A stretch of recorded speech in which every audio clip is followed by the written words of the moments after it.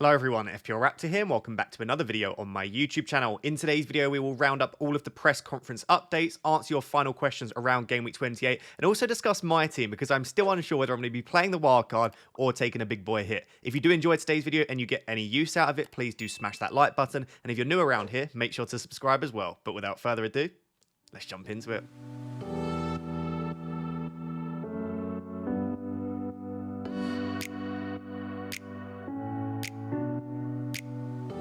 So guys, as always, we're going to start this video with some press conference updates, answer a few of your questions, and then end with my own team. And I really do need your help this week because I'm going back and forth on this Wildcard 28 versus just take a few hits and get through until Wildcard 31. But we've had a few press conference updates which make me think that maybe I could still save the Wildcard. But I'm going back and forth on it, so I'd love your help at the end of the video. And let me know what any of your other questions are as well down below in the comments. So we're going to start with Solanke. We got a bit of a fitness update from Iraola, but I guess we weren't necessarily expecting one, but we have known for a while now that Solanke has been carrying a small niggle in his knee since game week 20-ish. So he's been struggling with this injury, but it hasn't stopped him from playing. And then even in game week 27, there were doubts around whether Solanke was going to play. He had a scan. He didn't obviously make the FA Cup game either. And people were like, well, maybe he is just going to miss out altogether. And he played 88 minutes. So even though he's carrying this knock, it's certainly not stopping him from playing. So I don't want to scaremonger here. I don't want to make you think that he's definitely going to miss out or anything like that. But I thought I would read the entire full quote to you rather than just summarizing so that you can make your own assumption based on what was said. So Iraola said in the press conference today, Dom is in a similar position to this past week. He hasn't fully trained with the team. He hasn't trained fully with the team. We are trying to put him in the best positions to play tomorrow. Hopefully he'll train normally this evening. With his feelings, we will take the decision much like we did last week. And again, last week, he played 88 minutes. He didn't look fantastic though, and he certainly looked like he was struggling slightly. He then went on to say he's been playing through the pain. Sometimes it's better, sometimes it's worse. We're trying to manage it with these two games we have. We don't want to put too much training on him. He then continued to say, he is someone who has played and trained a lot of minutes. He's been very robust this season, and maybe he doesn't need to train as much as other players. So they're saying he's trained a lot and played a lot. He doesn't need to train every single game, like every single day like some other players. And he finished by saying, I hope he can play as many minutes as he can, but it's something we're dealing with. I should just note earlier in the week, Dominic Solanke was asked about his availability for the upcoming couple of games, and he said, yeah, I'll be fine. And in all honesty, I think he will be fine. I don't think this is something that would put me off buying him. It wouldn't put me off captaining him either. Would it put me off triple captaining him? I suppose by me saying it wouldn't put me off captaining him, no, it probably shouldn't. But the triple captain is obviously one of your only few chips that you have in FPL, and it is very powerful. And if there are some serious doubts around his fitness and his minutes, then maybe it does put you off. I just wonder what are the other opportunities you have this season. Realistically, we're probably looking at only game week 37 as having a really good chance for a triple captain, but we just don't know what will happen then. Will the likes of Haaland and Salah even be fit? And if they are fit, what if the league is close to being wrapped up and they actually give Haaland or Salah a bit of a rest? So I think I would still be willing to play it, but I just wanted to give you this update that Solanke still isn't fully fit. And everyone was saying last week it was just an excuse for the fact that he wasn't brought to the cup game, and they were trying to give reasons as to why they lost. But no, he's clearly suffering with an injury of some kind. It clearly is affecting him. And I would say if you watched the game in game week 27, he wasn't fully at it against Burnley. I don't know if he was just having an off game, but it looked like he wasn't running for everything. He just didn't look particularly good. Didn't look like his normal self. So I definitely think he's carrying an issue. It's not going to put me off captaining unless we get a further update. But with the triple captaincy, you've obviously got that decision to make. Let me know down below what you're thinking around captaincy. Does this put you off? Are you playing the triple captain chip this week?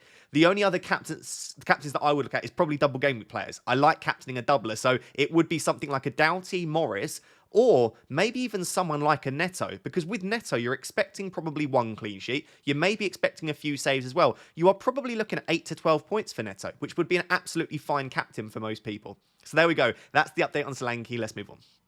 So guys, we also got some updates around Pedro, Porro and Richarlison, and as always, Postecoglou was very, very helpful in the way that he provided the information. He always just gives it to you exactly how it is, and I wish there were more managers like him for press conferences. But kind of last week, or just over a week ago now, we got an update around Richarlison, and he basically said, listen, he's out for 3 to 4 weeks, probably the other side of the international break, and we were like, fair enough. We therefore know we won't have Richarlison for game week 29. But then Richarlison came out, and in an ESPN Brazil interview, basically said, no, I'll be back in training soon. I should be available to play against Aston Villa. And we were like, hang on a second, are we going to get Richarlison back? But it does look like he was just saying that to stay in contention and maybe just being slightly more optimistic than he should have been, because Postecoglou has confirmed that Richarlison has still not trained. So Richarlison, as of Friday morning, still not in team training, and therefore, even if he is back in training, even as early as Friday afternoon or Monday, it looks very unlikely that he'll be fully fit and available for Game Week 29. And even so, there's no confirmation he starts. Timo Werner has been playing very well off the left. We know how good Sonny is through the middle as well, and they performed very well without him in Game Week 27. So I think there's a good chance that Richarlison, even if he's fit, doesn't start in 29. And I still don't think, based on this, it looks like he will be fit. So I would be pretty happy, based on this, selling Richarlison. I also don't think it's the worst case, if you're not free in 29, to keep him one more week just in case. He might get minutes off the bench. And if you're struggling for players in Game Week 29, 1 point might be better than nothing. Well, it always is better than nothing, isn't it? The other update we got is around Pedro Porro. I was not expecting this, and this is one of two things that is making me more tempted to now not play the wildcard and maybe just get through 29 with a few hits, is that Pedro Porro has been in training this week and is good. And immediately after the press conference, Spurs uploaded some training pictures to Twitter, and indeed, Pedro Porro has been in team training. So we've got confirmation from pictures and from Postecoglou, just in case there was any doubt, that Pedro Porro has been in team training this week. The reason I've got that video just behind, as you can see at the bottom of the graphic, is on Tuesday, there was a video uploaded from, might have even been Wednesday, Tuesday or Wednesday, there was a video uploaded to Twitter of Spurs' training at the start of the week. And Pedro Porro was not in any of it. Not in the gym work, not on the field stuff, not in the game at the end. So there was no sign of Pedro Porro. So I'm not saying that Postecoglou's lying, because we've got proof of that now. But I would say that as of maybe Wednesday, based on the information we have, Porro was back in team training. So I do think that makes him a slight doubt as to whether he'll start in Game Week 28 against Villa, but the fact that he's back in training, he should now be available for Fulham in Game Week 29. And it makes it therefore very difficult to sell him or have a wildcard draft without him, because we know Porro, when he's fit and available, is a very good asset. And even with Maddison back, he has still been on a few set pieces. So I still think Udogie is probably better value than Porro, but if you've got Porro, you definitely keep him now, and you could even get away with maybe starting him in Game Week 28. So, very positive update on Porro. Richarlison, definitely not for 28, and probably not for 29. And that might now change a few of your chip strategies, potentially. So guys, outside those press conference updates that we've just gone through, there were further updates that might help you with your transfers this week, so I'll try to fly through them right now. Firstly, starting with Luton, Osho is set to return to the squad for Game Week 28, which might not really affect many of our plans. There was actually no mention of Adebayo or Lokonga, and therefore we're assuming that if there was no update about their return, that they're probably still unavailable, at least for that first game against Palace. Adebayo obviously affects Morris, because when Adebayo's not there, Morris plays as the out-and-out number 9, whereas before Adebayo's injury, when they were both in the team together, Morris was either playing a little bit deeper or he was pushed slightly wider, and I do think that affects the amount of big chances that he gets. So I think if Adebayo is out, that does make Morris a slightly better option. If Adebayo's back, though, I still don't think that massively affects Morris. It maybe just means that he's a little bit wider and or deeper. So potentially good news for Morris there. And then Lokonga is was not mentioned, and I think that probably affects Barkley, because I think if Lokonga's out, it probably means Barkley has to drop slightly deeper, and also it'll be more important for progressing the ball, because I think Lokonga does that very, very well for Luton, and therefore it might make Barkley a slightly weaker option. So if those two are still out, I think Morris is slightly better and Barkley's ever so slightly worse, but I think there's still fine options, both of them. We also got an update around Bell. He is out for a lengthy period with a hamstring injury. We saw at the start of Game Week 27, after Bell went off injured, that Doughty sat in at centre-back for most of the game, but then they made a couple of substitutions. They brought their new signing into centre-back, and Doughty was pushed further up the pitch, and I think that works much better for them. So despite Bell being out, I still don't think Doughty will be seen at centre-back very often. I think he will still be seen at left wing-back. So they're the updates on Luton. On Bournemouth, outside the Solanke update that we had, it was just that Senesi has been obviously rumoured to be out for 4 to 5 weeks throughout the week, and Iraola did confirm that the earliest he'll be back is the other side of the international break, which is Game Week 30. So maybe if you're not looking to wildcard anytime soon and you don't need Senesi, you can keep him and hope that he's back the other side of the international break. But I think for most people, you're looking at selling Senesi to someone like Zabarnyi. On Newcastle, Trippier will miss out in Game Week 28, but Howe is hopeful again that he will return the other side of the international break, which is in Game Week 30. So Trippier, again, if you want to hold on to him for the long term, he could still be a really decent shout, especially given that Newcastle's fixtures from 30 onwards could be very, very good. Wilson and Pope remain out. The reason I bring that up is it means that Isak should be nailed as long as he stays fit. And obviously Dubravka, at least for the time being, should be fine. But there have been rumours about Pope being back sooner rather than later. So I don't think Dubravka will see you through for the long term. He's still probably only a short-term option to keep in your team. On Wolves, Pedro Neto is going to be in the squad for Game Week 28 despite his early substitution in Game Week 27, so that is positive news for Pedro Neto owners. You might not want to keep him anyway, but they actually don't have bad fixtures to end the season, and he's a decent budget option. So if you do own him, and maybe you don't need him this week because we still don't know if he'll start, he could be a decent hold. Hwang and Cunha remain out, so the two long-term injuries will continue to be out of the squad, which I guess does make Neto a slightly weaker option given that who is he supplying with Hwang and Cunha out. And Dawson is set to face a late fitness test as to whether he'll be available for Game Week 28. On Crystal Palace, Eze is continuing to progress well and will play more minutes in this game, which is obviously referring to Game Week 28. So this is very, very good news because I think actually if you're looking to save your wildcard, and you have a free transfer this week and a free midfield slot, and maybe you want to get a slightly cheaper option, I actually think given the fixtures that they've got coming up, Eze could be a really decent shout. But that's assuming that you are free hitting in 29, obviously, because Palace don't have a fixture in the blank. But Palace are predicted, as we'll discuss in a second, to potentially double in 34. So if that is the case, you've got a nice run of fixtures for Palace and a double game week. And Eze, I think, when he plays, is a very good option. On Man City, Doku and Nunez, this is not Darwin, that is Matea. So, Doku and Nunez will be assessed after training again on Friday. This is always what Pep says because they train on a Friday. But after training, they'll know more as to whether those two will be available. Grealish remains out injured at the moment. And it is frustrating if you own Haaland because I think Haaland does appear to be better when it's Grealish off the left. On Manchester United, it looks like Rashford and Evans are going to be fit for Game Week 28, but Højlund and Maguire will remain out injured, but both could be returning for next weekend, which is the FA Cup game, because of course they don't play in Game Week 29. So around Game Week 30 onwards, we could see Højlund emerging as a potential option, especially if Manchester United do double in Game Week 34, and I'll discuss the potential doubles in 34 and 37 towards the end of the video.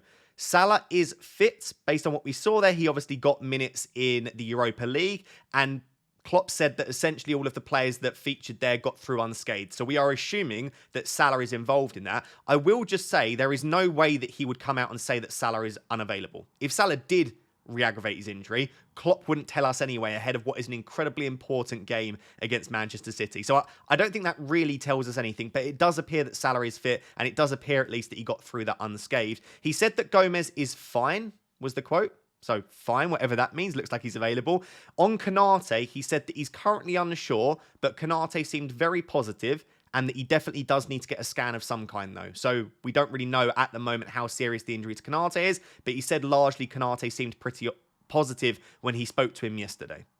Finally, on Aston Villa, McGinn and Pau Torres are both available for Game Week 28. If you saw Pau Torres against Ajax, which is actually the kit that I'm wearing right now, at halftime he came off. Now, we assumed, because that's happened before, that he came off injured, but Emery actually said that that was a planned substitution. And then again, in the press conference today, he was asked about Pau Torres, and he said, yep, Pau Torres is available. So it looks like they're just being a bit careful with him. The plan was probably to always give him 45 minutes. And therefore, yes, it looks like he'll be at least available for Game Week 28 and Game Week 29. As to whether he starts both or either, I don't know.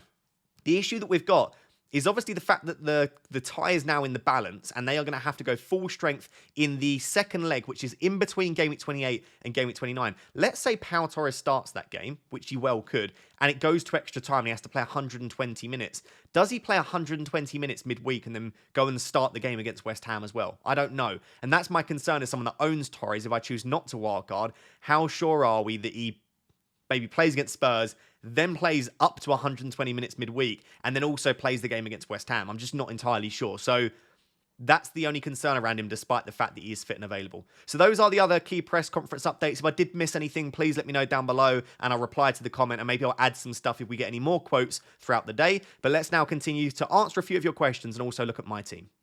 So guys, lots of people asking at the moment around Game Week 34 and Game Week 37, and if I can go through the teams that are going to double in 34 and 37, and the short answer is no, I cannot, because we still don't know.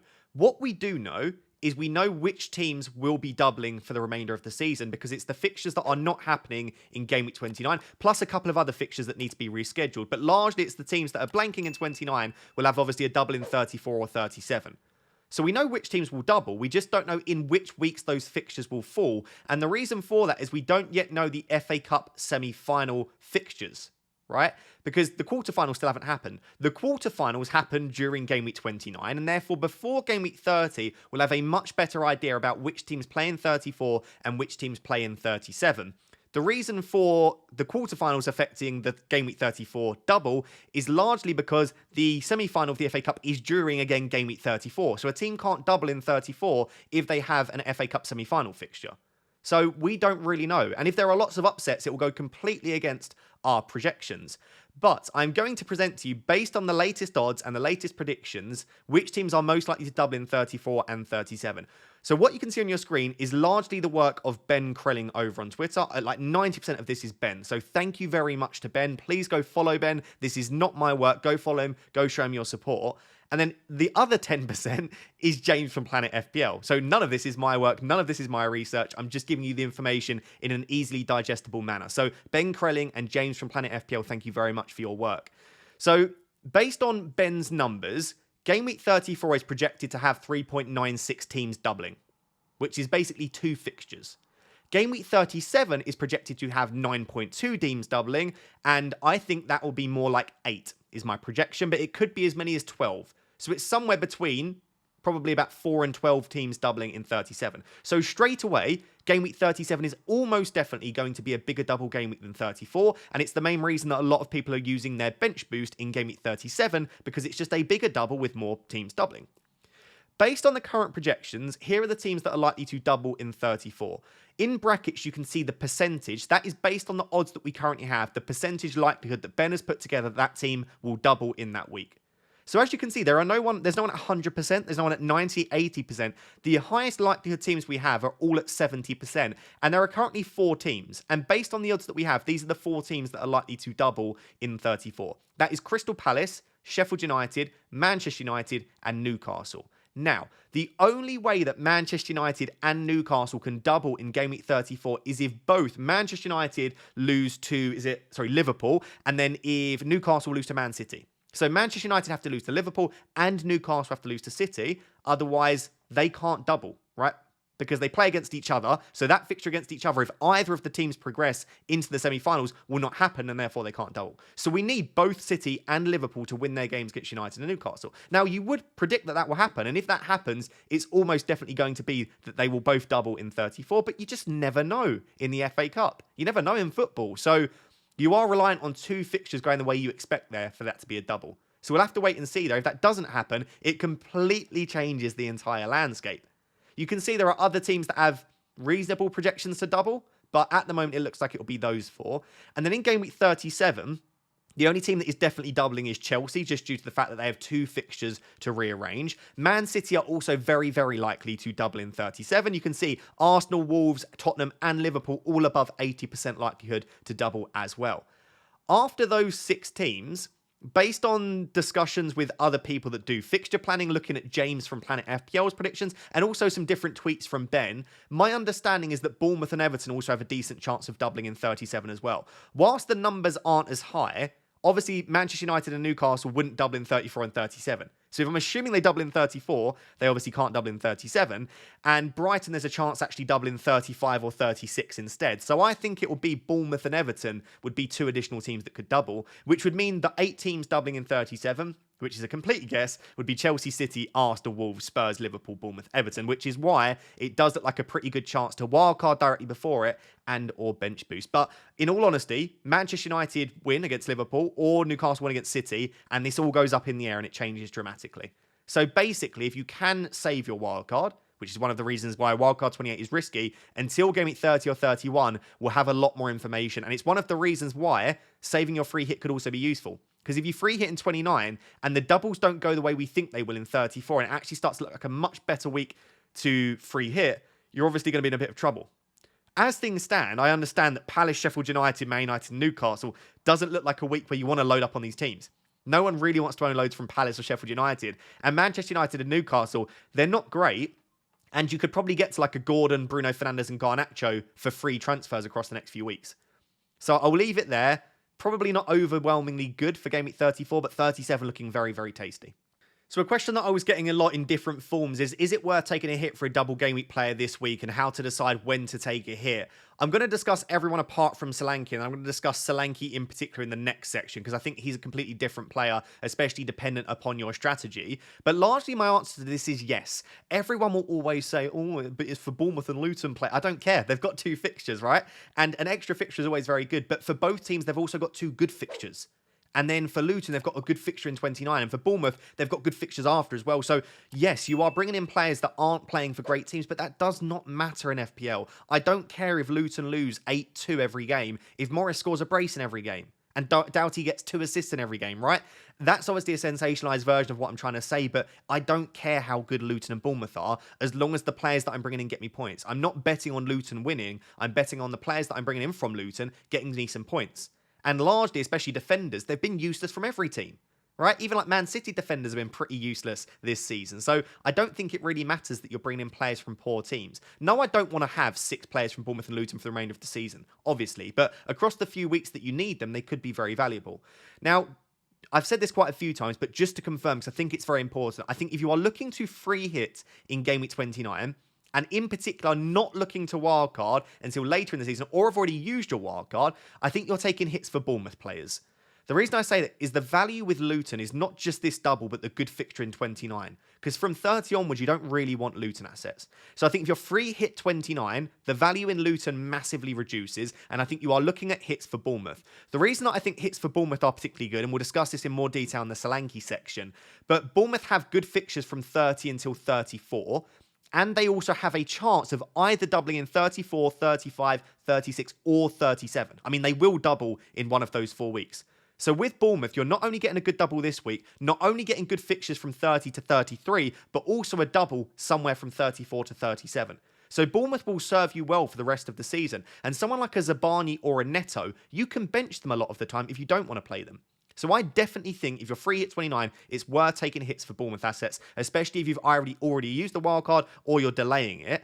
If you do not have a free hit in 29, I think you just flip that and you take hits for Luton players because, as I said, you get a double this week and you get the fixture in 29.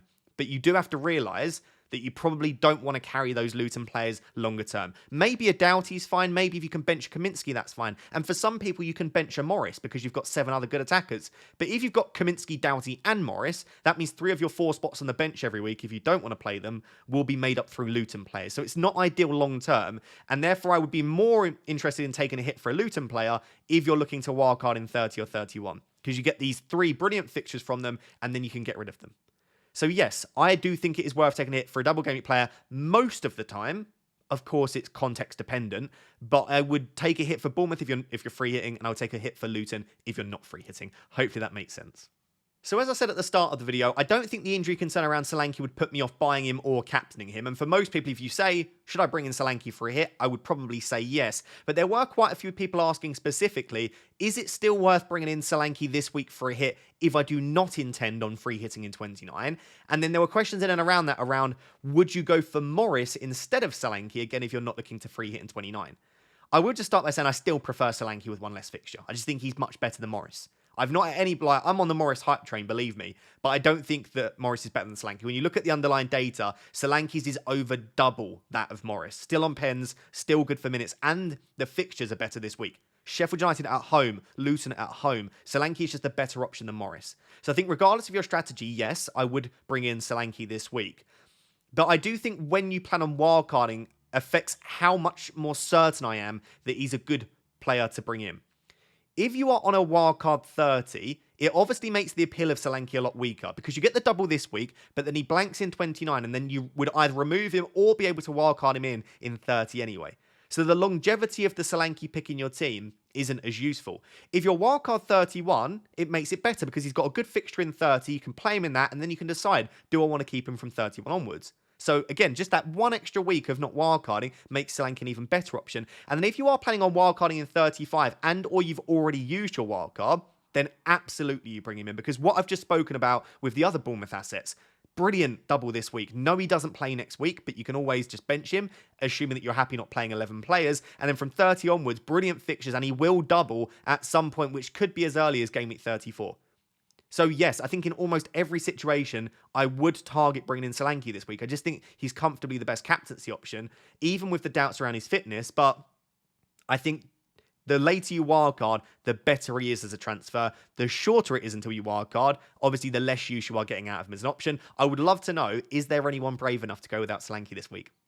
So guys, finally moving on to my team. So if you don't care about my team and what I'm planning on doing this week, you can feel free to switch off now. Thank you very much for watching. Make sure to like and subscribe before you leave. But if you are interested, I've gone back and forth a lot on what I'm doing this week. The only thing that I think I'm not doing, and maybe it is just wanting to be a bit different, but also just thinking I don't really love the strategy, is I actually don't think I'm free hitting in 29. I think that's the only thing I've confirmed I'm not doing. It'll either be wildcard this week, free hit 34, bench boost 37, or wildcard in 31, free hit 34, bench boost 37. So I don't think my free hit and bench boost plans will change. It's just whether I wildcard now or in 4 weeks. And because of the fact that Powell got subbed off at halftime, Porro wasn't seen in training, Richarlison looked like he was out as well, I was just looking at all of my players and I was thinking, this is just a mess. So I built this wildcard draft, as you can see on screen. If you want my full justification around the wildcard, the reasons for playing it, the pros and cons, I released a pretty detailed video earlier today. So feel free after this to go and watch that wildcard video, see if I managed to convince you. Everyone hated it. It is comfortably the most dislikes I've ever had on a video, like by far, and it's comfortably the worst comments I've ever had in a video. So you guys didn't like it, which is fair. Like, not everyone has the same opinion in FPL, but I thought there might be some value in it, and I still do. But obviously now we've had positive updates around Pau Torres and Pedro Porro that I own myself. I'm now 2 players up again, once again, for game week 29. And I actually can get 11 players for a few hits in 29. So this is the wildcard, bearing that in mind. Let me now go over to Fantasy Football Hub and show you what I can get without the wildcard to potentially save the wildcard until game week 31. So let me go back to the original plan. And the original plan was to take a -8 hit to do Ake, Richarlison and Haaland to Doughty, Bowen and Morris, which is, as you can see on your screen, this is the way the team would look for game week 28. So I would have Doughty, Morris, and Solanke as my 3 double game week players. I would have Bowen for his fixture against Burnley. Outside of that, my single game week players are fine in Gabriel, Saka, Areola against Burnley, Palmer. The team's actually not bad. And if Porro is available, I can start Porro rather than Pau. I don't expect a clean sheet for either Pau or Porro this week, by the way, but at least Porro's got some attacking threat. So it even makes my third defender slightly stronger than it was. I would say the only thing I'm lacking here this week is, number one, I've taken a -8, so I'm already 8 points behind. And I don't have any Bournemouth players outside Solanke. So I don't have Zabani, Neto, Kirkes, Tavernier, and I don't even have a third Luton. So I'm down a bit on game week 28 because I've had to take a -8 and I don't have that many doublers. And people will say you don't need doublers in 28, and you might be right, to be honest, but I would be very, very, very, very, very surprised if I managed to get even close to a green arrow in game week 28 based on this. But that's fine, because you'd be saving the chips for later. So that would be the position I'd be in 28 for a -8. Then going into game week 29, for a -4 again, so -12 in total, but -4 in game week 29, I can get to 11 players. And people say just don't take the hit and don't get to 11, but I kind of feel like it would just be fine to do so, because the transfers that it would be is Maddison in for Richarlison, who's injured anyway, and then Maddison would give me triple Spurs for Fulham and Luton in 29 and 30, and then also I would bring in Tony for Solanke. And I know Solanke's a good long-term hold, but remember I would be wildcard in 30 anyway. Doesn't have a fixture in 29. In 30, I actually still don't mind Tony's fixture against United, but Tony also gives me Burnley away in 29. So they're not 11 great players, but I would have 11 in game week 29, which makes it very tempting to hold on to the wildcard, because what I can get is 3 doubles in 28, 11 players in 29, and then go into 30 or 31 and then play my wildcard to get out of it. And it means I don't have to hold some of these players longer term, like Luton, and even Spurs to some extent, and West Ham, even Villa. Like, you probably don't want to hold a lot of the players that you would have in 29 longer term. But I am taking 12 points of hits across 2 weeks. So there's something to think about. The other thing to note is that numbers isn't everything. So I've got 11 here, but if I were to wildcard, even if I only had 10, they would be a better 10. Because players that you wouldn't even get close to having on a wildcard, Areola, on a free hit, I should say, in 29. No one's going to free hit with Areola. I don't think. There are much better fixtures. You'd have a Flecken or a Kaminsky or even a Vicario or something like that. You just wouldn't have Areola, I don't think. Taylor, people are saying don't count Taylor as a player. I don't think he's that bad, but if I'm saying Tony's brilliant, I'm not expecting anything from Taylor. Pau Torres against West Ham away, I don't think that's a great fixture. He's got no attacking threat. So 3 players immediately, you just wouldn't get close to a free hit. I've only got 3 midfielders as well. Midfielders are where all the points are at. I don't have Bailey. I don't have Douglas Luiz. I don't have Alanga, Gibbs White. So my midfield is lacking a bit as well. But when I actually look at my attackers, Maddison, Son, Bowen, Tony, Watkins, Morris, I'd say 5 of those are going to be on everyone's free hit. I think you'll have Maddison, Son, Bowen, Tony, Watkins. And you might have Morris. He's on pens. And if you don't, maybe that's where my advantage is. Because you won't have Morris, but I will. So maybe that's actually a good thing about not having the free hit. The only thing that I can see this is really lacking in comparison to free hits in 29. And the reason I keep saying in comparison to free hits is I'm avoiding playing the free hit. So I don't want to be massively behind those playing the chip. I've not got a Brentford defender. So I think Flecken and Reguilon will be very popular on free hit. And I think a Nottingham Forest midfielder, Alanga or Gibbs White, and or I would say Luiz and Bailey. But outside of that, it's not far off. And I'm not using any chips. I'm just having to take a 12-point hit, which is substantial and needs to be thought about. And then going into game week 30, this is the way that the team would look. But I've done Bowen to Salah for free. So that would be, I wouldn't really want to take a hit. Obviously, it's the other side of the international break. So if I get loads of injuries over the international break, I just wouldn't play the chip in 31. I play it in 30. I could just wildcard in 30. But assuming I don't have to, let me just get Kelleher in there because we think Kelleher might still be available.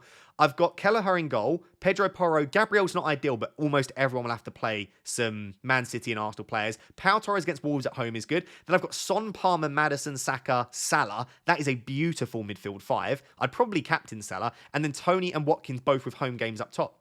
The team is fine in 30. Then in 31, the team starts to look a little bit weaker again, and this is the point when I am looking at bringing in more Man City assets, bringing in Liverpool assets as well. I would be all over Darwin against Sheffield United at home, maybe a Van Dijk or a Robertson. If Trent's back, we look there. And this is when I start building towards that bench boost in 37. I might have actually gone back in the other direction now around wildcard, and probably based on the comments I got in the video, a lot of people will be happy about that. But I'm looking now at being slightly more likely. And I am pivoting a lot, and I do apologise, but I think this is better than me being stubborn and saying, I've said I'm wildcarding, I'll wildcard. I've said I'm doing this, I'll do that. I'm a human. I make mistakes, and I also change my opinion a lot. But I'm now leaning more towards the -12 than the wildcard. So that's the team that I've got now without it. If I just go back to my wildcard, this is the wildcard I would have. So I'd have 5 or 6 doublers this week. Obviously, I'd have 10 rather than 11. I'd actually have less players in 29, but they would be stronger. And then my team would be pretty well set up from 30 onwards, but I would be lacking in a few areas. But I'd still be able to get Salah for free, as you can see on your screen. I'd still be able to get Haaland for free. So it's not an awful team for 30 onwards, but I just wonder, can I save it now? With Porro and Pau looking like they'll be fine, can I save the wild card and use all of my chips when I planned on using them? I would love your feedback down below. And like I said, if you have any of your own questions, please let me know too. So guys, there you have it. That is my Game Week 28 deadline decisions video with the press conference updates, answering your questions, and also going through my own team as well. If this video was helpful for you and you enjoy this series, please smash that like button. And if you've watched to this point right now and you're not yet subscribed, can I please ask you to subscribe as well? But thank you very much for watching. Until next time, which will be the deadline stream tomorrow, and it will be fun. Thank you very much. Bye-bye.